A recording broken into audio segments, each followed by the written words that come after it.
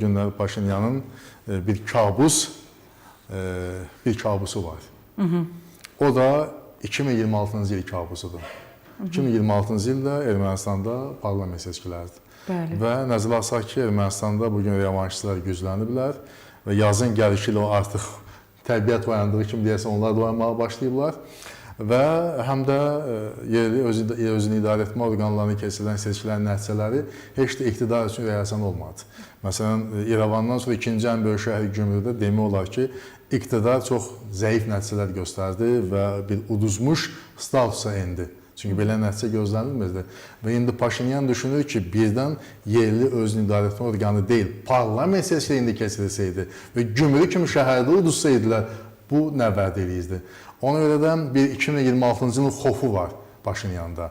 Paşinyan bu günlər addım atarkən son dərəcə ehtiyatlıdır ki, o hər gün fərqindədir ki, onun elektoratının sayı azala bilir. Bəyər dediyim seçkilərin nəticələri də onu göstərdi. Deməli, Paşinyan manevr edəcək. Paşinyan bir yandan sülhdən danışacaq, bir yandan da sülhə mane ola biləcək digər addımları imza atacaq ki, 2026-cı il o kabusu ondan uzaqlaşsın.